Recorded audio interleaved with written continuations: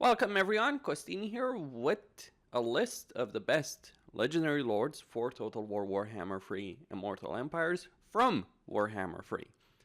Basically, the legendary lords that were created for this game in particular, not lords that were carried over from Warhammer 1 or Warhammer 2. Because many of the lists I've done on this channel have basically put Warhammer 2 lords in particular at the top. For good reason. Creative Assembly did a pretty good job, a much better job with Warhammer 2, and spent a lot longer of a time period developing Warhammer 2 and the legendary lords we eventually got there, especially the DLC ones. So it makes sense that those would be the best currently. We'll see how things eventually develop for Warhammer 3, but for the most part, it's Warhammer 2 and some Warhammer 1 lords that are the best in the game. But which are the best from Warhammer 3? That's what I want to answer here. At number 5, we have Boris Ursus, the true Tsar of Kislev. Kislev in itself is a weak faction. That's why he's at the bottom of this list. Not because of his lord effects, but because the faction he's leading isn't particularly that great, be it in its unit, roster, economy, campaign style. They do have issues. But Boris has a significant amount of advantages. To begin with, he personally doesn't take attrition in the Chaos Wastes, which is a pretty big deal when you've got the Chaos Wastes as a neighboring province if you're playing as Kislev. So he can traverse them far better than most other legendary lords in the game and actually conquer them as well.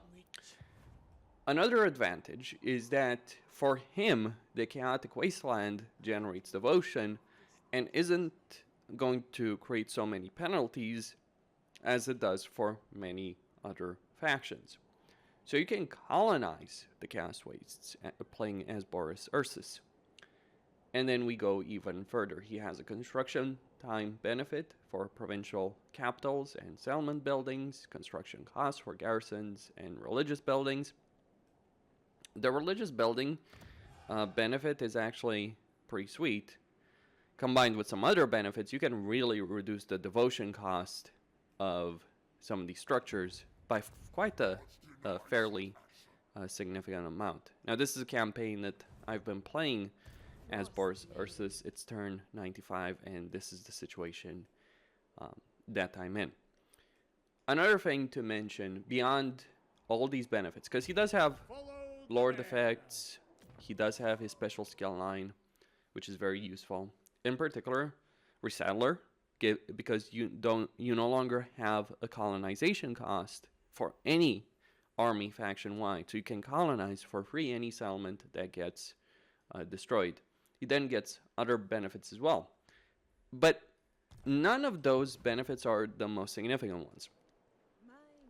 The two most significant benefits that he does have: one, he can colonize more territorial types than any other legendary lord of Kislev. Beyond just having the ability to colonize the Chaos Wastes and get devotion for it, he can also colonize the Wasteland. That's because he, in Realms of Chaos, he's in the Darklands, and that gets carried over.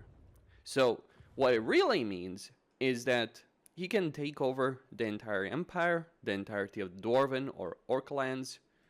He has the greatest amount of flexibility, and when you're going on a campaign to conquer the world, this does matter.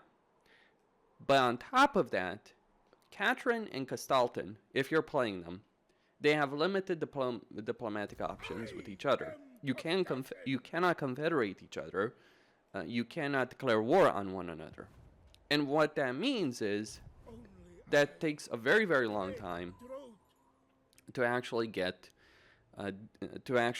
to the full supporters, the 600 supporters that you need to force the confederation with one another.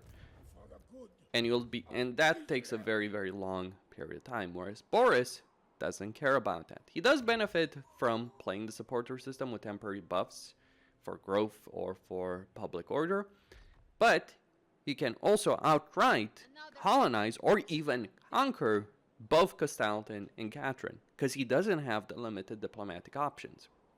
Like, if he wants to take Erengrad, he could just literally declare war on Costin, or do a confederation via diplomacy. This is exactly what I've done in this campaign. And I have all of Kislev, or the three main Kislevite cities, under my control, whereas the dwarves, whereas I've given a lot of territory to the dwarves in this particular campaign. And being able to get control of all the major Kislevite cities of Prague, Erengrad, and Kislev very quickly in your campaign, far quicker than either Catherine or Costin would be able to. I mean, if you're playing Catherine or Costin, you can get 2, but you won't be able to get all 3. And the benefits can be fairly substantial. In particular, Erengrad has some really nice bonuses over here because of some of the structures that do exist. Frostholm in particular is really sweet to have hero capacity, the upkeep for war sleds and little groms, very substantial. But so does Kislev have some substantial benefits. So having all 3 Kislevite cities far earlier than the other legendary lords can get access to them gives you a significant advantage in your campaign if you are playing as Boris Ursus. And that's really all there is to it. He's the most playable of the Kislev legendary lords, and he is personally the strongest in battle of all of them. He's got the best items, he's got the best combat ability, he's got some of the best effects. If you want to play a Kislev campaign, unlike Boris Ursus, made a whole guide on it, go right in, play it. It's a much better experience than playing either Costin or Catherine. And number 4, we have Zhao Ming of Grand Cathay. While Boris is a better legendary lord than Zhao Ming, I will dare argue that Cathay is much better than Kislev in terms of action mechanics. They have a much better economy, they don't have the same issues with their army roster. Their army roster is just better. The one downside is they don't have something like Patriarchs. And without Patriarchs, they don't have great unit replenishment. They don't have any hero that gives them unit replenishment, and that means they are at a disadvantage in that respect. The only thing they can do in terms of unit replenishment to increase it is to focus the Wu Jing compass and to focus on the Great Bastion to increase that unit casualty replenishment, but even then it's not going to compare to what you get from Patriarchs. However, for all that, Zhao Ming is pretty powerful himself. Beyond his skill tree, which I'll get into a moment, he does get a hero crew rank benefit to Alchemist, which is very welcome. And crucially, he gets 15 armor for all melee units faction-wide. Now, in the baseline game in Realms of Chaos, this wasn't the most important because range still dominated in the baseline of Realms of Chaos. However, with Immortal Empires, melee is far more important. Range still obviously works, and Cathay's balanced army is actually really good between Jade Warrior crossbowmen and Jade Warriors or Jade Warriors with halberds. They're pretty effective. But all the same, right now, that 15 armor for melee units is very significant. And on top of that, 20% cargo capacity for caravans, which can give you a significant economic benefit. And Zhao Ming, on top of that, also gets some really nice benefits. He gets 40 diplomatic relations with Ogre Kingdoms. He doesn't have the same kind of diplomatic benefits as his sister with Cathay, though he still gets 20 over there. But 40 diplomatic relations with Ogres means that you will be able to protect your caravan routes by making deals with Greases, for instance, which I've done over here. Though certainly some of my caravan routes are vulnerable. And of course, you always have the issue of Grimgore and Chaos to the north. But being able to make those kind of deals with the Ogres is really good for the state of your economy.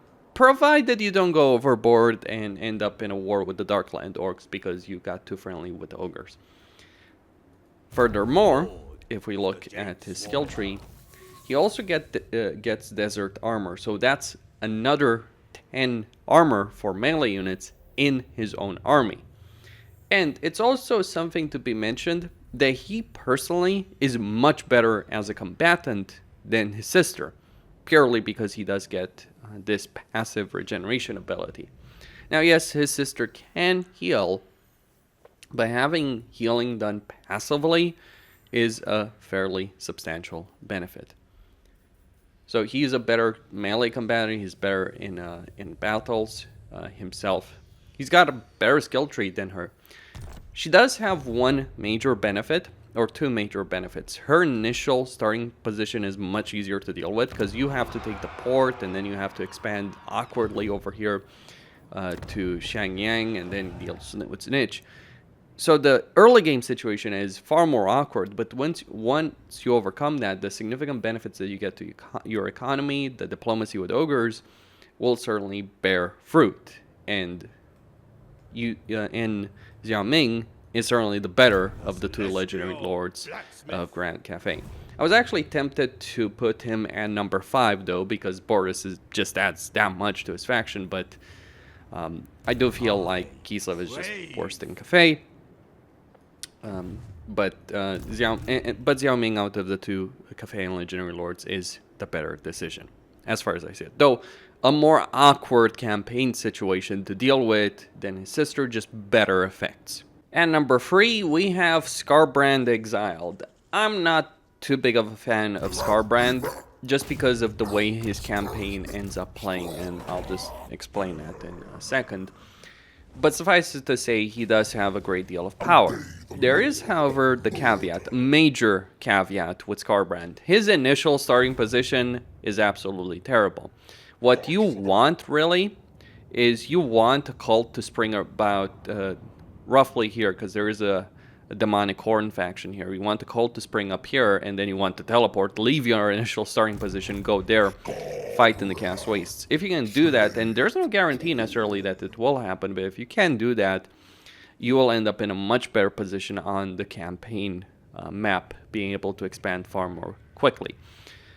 Putting Skarbrand in the middle of a hostile territory surrounded by factions just really hurts him, because he needs to raise settlements to the ground, and then he needs to wait for those settlements to be repopulated. He also has significant economic issues.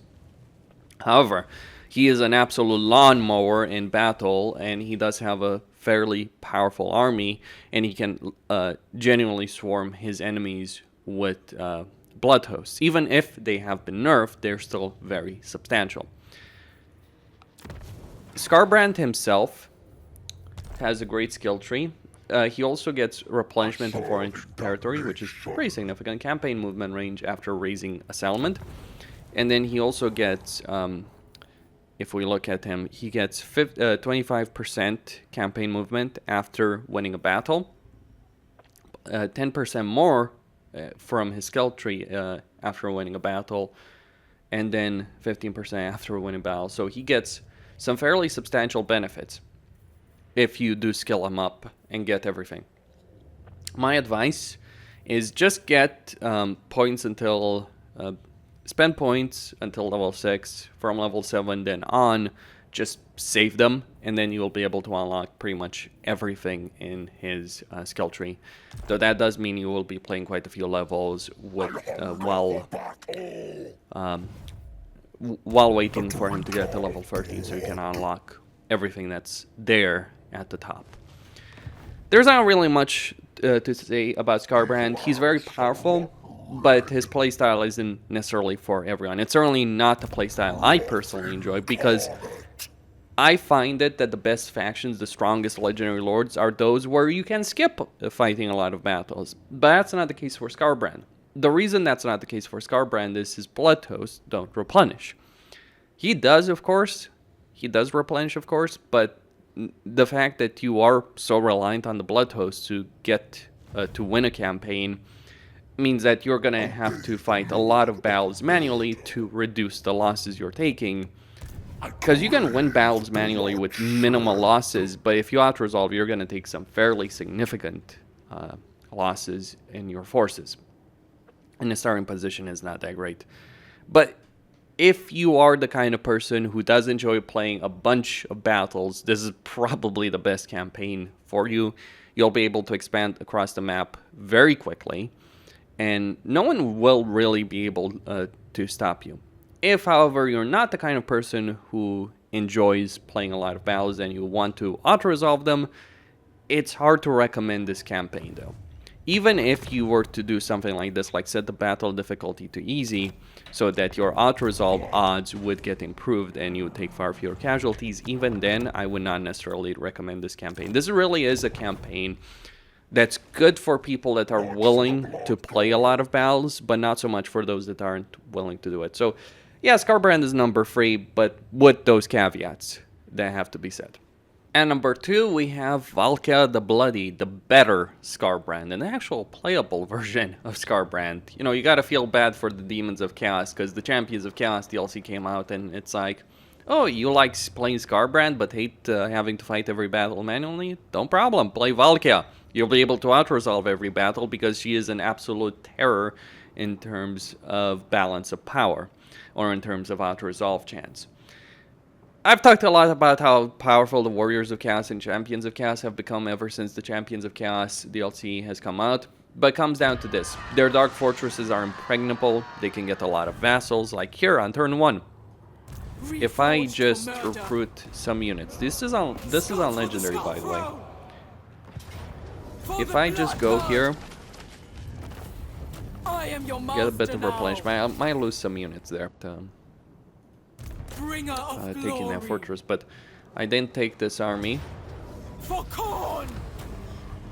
Occupy and vassalize. Turn 1, I have an impregnable fortress that the AI will not be able to overcome, and I have vassal with 2 territories. And Grand over here, which controls the entirety of the Spiteful Peaks, is ripe for the taking. And I can take their territory, reduce them to their last settlement, and then force vassalization on them. And then sell their territory back to them, make a lot of money. The Dark Elves are pretty crazy when it comes to their AI capabilities. They generally produce vast and powerful armies in their campaigns. And you can vassalize every single one of them. You've got Malekith, Kif, and Hellebron in particular over here, and of course Grand, which you can vassalize, and each of them will produce a vast number of units. It's actually pretty crazy how much Hellebron is able to produce. The only issue that you're gonna face with Valkia, the only issue is Sigvald. But you're stronger than Sigvald, because Khorne units are stronger than the Slaanesh units in battle. I mean, the Slaanesh playstyle isn't necessarily bad, it's just the way that things play out in a campaign that makes them worse. Now, she gets faction-wide 15% campaign movement range after winning a battle. She gets more souls from sacrificing captives, and vassals also get frenzy and spread Khorne corruption, which is pretty insane when you think about it. On top of that, she gets 35% campaign movement after an enemy retreats from battle. Now, this is important because Valkia herself has so much power in terms of balance of power. She counts for a lot more than pretty much an entire army.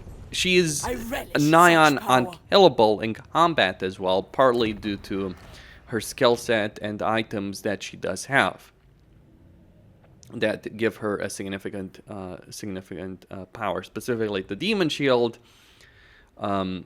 Specifically, the Demon Shield will grant her an enormous amount of power in battle. Mistress of Skulls. Like, when I'm playing Malekith, or when I'm playing a campaign in this area, I'm not generally afraid of the other factions, with the exception of Valkia. When I face Valkia, that's when you tremble. That's how powerful she is. She has also got the great campaign situation being in this corner over here, having a lot of factions that she can vassalize very quickly and then turn on her enemies. Skill-wise, if we look at her special skill tree, she does get recruit rank for Marauders, all armies. She gets diplomatic relations benefit to Norska, Vanguard deployment benefit for Marauders, Cast Warriors, and Chosen. and then post-battle loot, a fairly substantial post-battle loot, and then Gore Fest, an attribute demonic. She has replenishment, making her an absolute nightmare to deal in battles. She's not necessarily as powerful as some of the other legendary lords of chaos, specifically Archaon or Be'lakor, who can even confederate her, but she is an absolute monster all the same. An absolute terror on the battlefield and the campaign map. On the campaign map, especially because of her position. She doesn't have the same kind of movement space as Skarbrand does, absolutely not. But although she's slower, she is far more difficult to take down than Skarbrand is. And she is much easier to play than Skarbrand. And you don't have to fight 100 different battles with her. You're not in that position if you are playing as Valkia. So yeah, Valkia, number 2 on this list. Very powerful, very potent, good campaign style, practically unkillable, because no one's gonna have an easy time taking a Dark Fortress. In all the campaigns I've played as the Warriors of Chaos, very rarely have I had any of them under threat. Finally, at number 1 of the Legendary Lords for Warhammer 3 Immortal Empires that came with Warhammer 3 is Be'lakor. While he isn't necessarily as scary in battle as Valkia is, and doesn't have the same kind of campaign movement range that she does, Be'lakor has a great deal more flexibility in his campaign than pretty much any other legendary lord in the entire game, with the exception of perhaps Axiato. That's because of the portals that he can create on the campaign map. He starts with a portal all the way down south, so if you want, you can play a southern campaign as Be'lakor, or you can go into the middle of the Empire, near Mortime, and play a campaign there. Or you can do what I've done, which is vassalize Malekith and Hellebron, and also force confederate both Sigvald and Valkia. This certainly has been an interesting experience, because now I'm at war with the High Elves and Bretonnia, of course, and I'm unleashing a vast number of vassals. If there is any downside with Be'lakor, it's that he won't get as many souls as, say, someone like Archaon will, or even someone like Valkia. Though being a legendary lord of Chaos Undivided means that he has access to all the gifts from the different gods, giving him a substantial amount of power on the campaign map. Though Siege is not particularly worth it in that respect. Be'lakor's benefits is that he gets an upkeep benefit to demonic units, and he doesn't have a cap to demonic units in any of his armies. And he also can upgrade demonic units to a higher rank. So for instance, there's these bloodletters, or he can upgrade the baseline demonic units to a higher rank. So the bloodletters he can upgrade to exalted bloodletters in all of his armies. On top of that, the portals that he can create in his campaign, well, I have this army for instance, so let's just say I teleport this army over here where I have a rift in Bretonnia, and there you go. I've got an entire reinforcement army far quicker to the field. I also have another rift, so if I need help, I can get both Valkia and Sigvald in the fray over here, and throw a lot more troops at the enemy. Be'lakor is of course strong because he can force confederate, if you will, the other lords of chaos. So can Archaon. That's what makes Archaon very powerful. So for instance, Valkia, Sigvald, Festus. You can do that with Festus. You can do it with Azazel. You can do it with pretty much every single one of them. And you get the largest number of benefits from the Gift of Chaos because you have access to all of them. Be'lakor isn't as scary in battle as Valkia is, though he does certainly have a lot more options for his faction than she does. Won't be able to do it as quickly as she can, as aggressively as she can, but you will certainly have a great deal of power in your campaign. I mean, look at this situation. What I've got over here by turn 58. This is a campaign I was playing a decent number ago. So I have well over a dozen vassals, Norskins, Dark Elves, 2 of the main Dark Elven factions.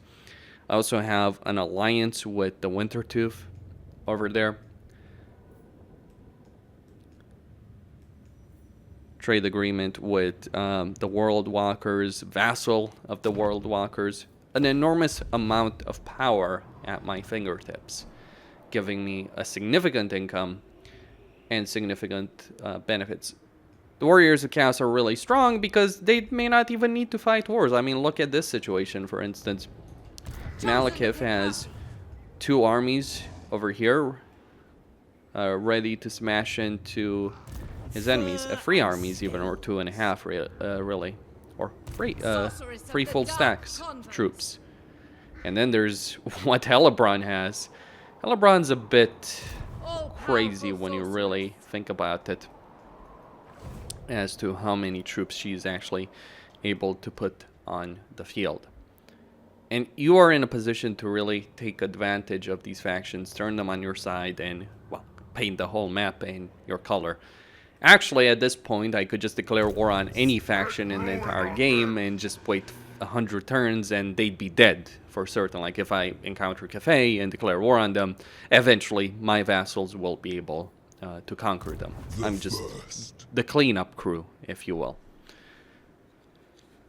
But Be'lakor is great because he does have the ability to get, as confederations, the other legendary lords of the Warriors of Chaos, and he does have the flexibility on the campaign. You can open new portals wherever you want, you just need to get there. So for instance, if I wanted to go to Cathay in this campaign, all I need to do is take the sea route, which is around here, get to Cathay. All I would need is a single lord, no units attached to it. Just send a single lord, get there, open a portal, and then I can teleport all of my armies that are near portals over there. It also helps you with one of the issues, if you will, that Warriors of Chaos have, because their recruitment is a bit limited. It's powerful recruitment, but it is a bit limited. But their recruitment is better in their home regions. Like, for instance, over here, I can recruit better units. Though I have just, I have just spent getting a couple of turns getting this entire army. But with a couple more turns, I would be able to fill up this entire force over here with more units to throw into the fray, get another stack, and you can just feed more troops into the fray. That benefit of portals cannot be exaggerated, and it's only one benefit that he does have with portals, because he does have other benefits as well. Norgal Corruption, the Blood God's Grudge, the Dark Prince's Secret, all these kind of benefits that you can get access to. So Be'lakor, number 1 on this list. Costin here signing out. Don't forget to subscribe, like, enable notifications, and stay tuned for more.